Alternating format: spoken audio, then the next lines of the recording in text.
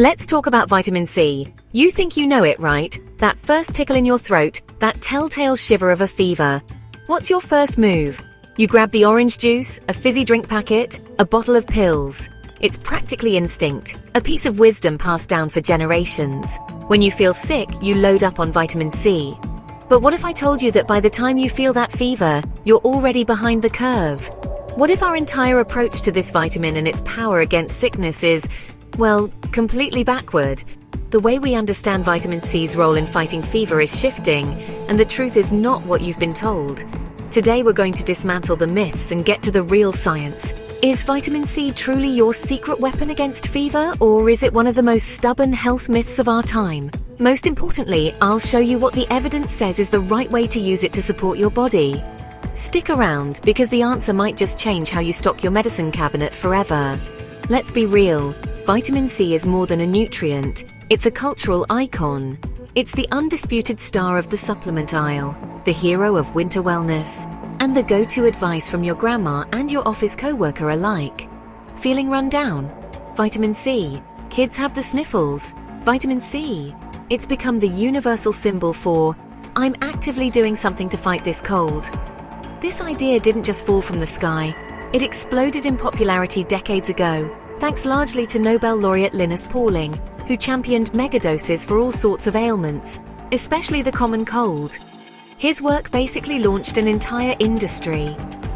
Now, store shelves are bursting with products promising a blast of immunity, often packed with 1,000 milligrams or more of the stuff.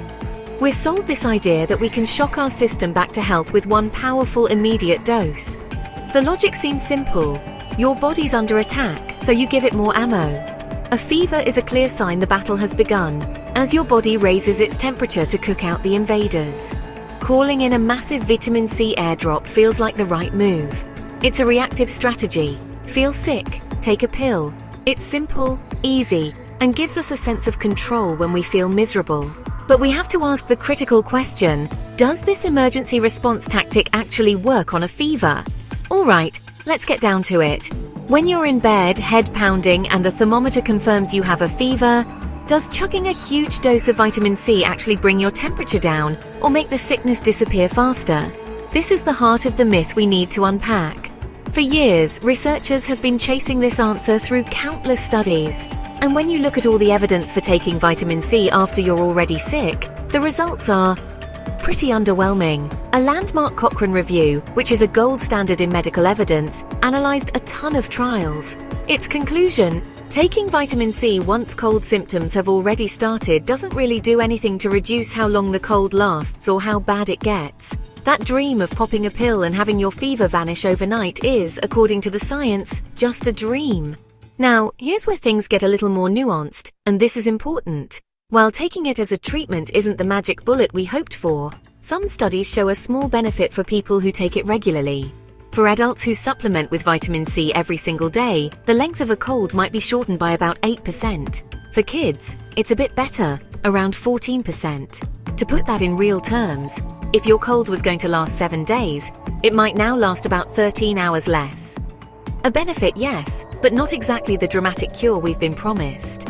One 2023 review did find that vitamin C might make a cold feel about 15% less severe and could shorten the time you spend with the worst symptoms. So, it might make you feel a bit less awful, but it's not stopping the illness in its tracks or curing the fever.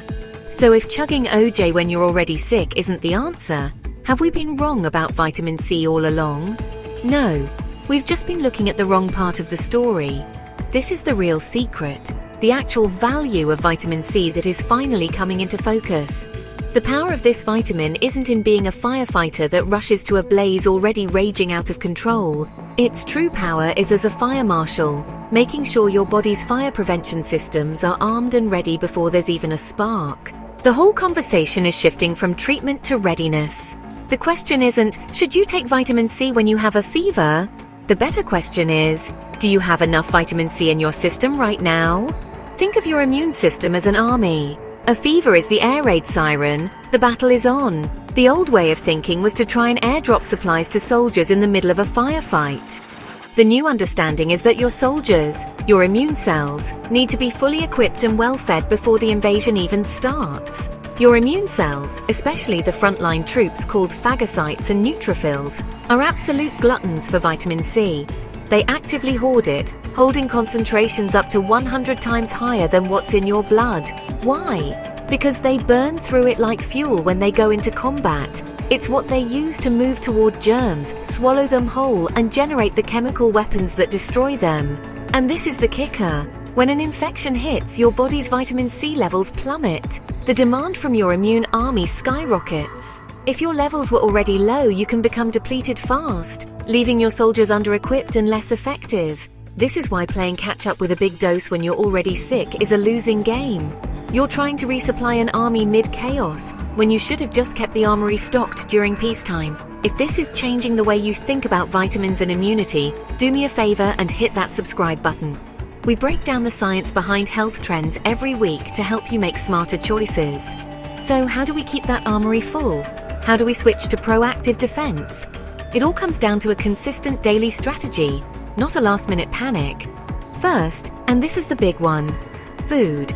Your best source of vitamin C is always whole foods, and you can forget the idea that oranges are the only champion here. A single red bell pepper or a serving of broccoli can pack more vitamin C than an orange. Strawberries, kiwis, kale, tomatoes, they're all fantastic sources. A colorful plate of fruits and veggies is the best foundation you can build. Okay, so what about supplements? This is where it gets personal.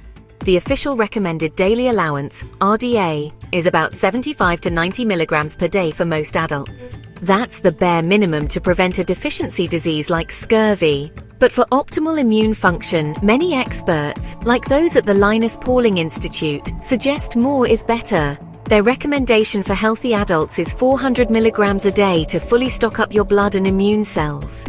So who might want to consider a supplement? If your diet isn't perfect, if you're an older adult who doesn't absorb nutrients as well, or if you're under chronic stress, a daily supplement could be a good idea. If you go that route, consistency is everything. A daily dose of 200 to 500 milligrams is a common strategy to keep your immune cells topped off. What about those giant 1000 or 2000 milligram bombs? While they're generally safe if you're sick for a couple of days, the official upper limit is 2000 milligrams a day. Going past that can cause an upset stomach, and your body gets worse at absorbing it in huge doses anyway. A moderate daily dose is far more effective for immune readiness than a massive occasional one. So let's circle back to our title. Do you have the vitamin that fights fever in 2025? Well, vitamin C doesn't directly fight fever. Taking a massive dose when you're already sick is not the miracle cure we thought it was. The science is clear. Its true power is not as a reactive cure, but as a core nutrient for immune readiness. The real secret to using vitamin C isn't about what you do when you're sick, but what you do every day when you're healthy. It's about maintaining solid levels through a great diet, and for some, a daily supplement. This way, you ensure your immune army is always prepared, fully fueled, and ready to launch an effective response the second it's needed. The payoff might just be a less severe illness and getting back on your feet a little sooner. So stop thinking of vitamin C as an emergency flare you launch in a crisis. Start thinking of it as the daily training and maintenance that keeps your body's defenses in a constant state of peak readiness. That is the real science-backed secret to fighting illness. Not just in 2025, but every year. Thanks for watching and stay healthy.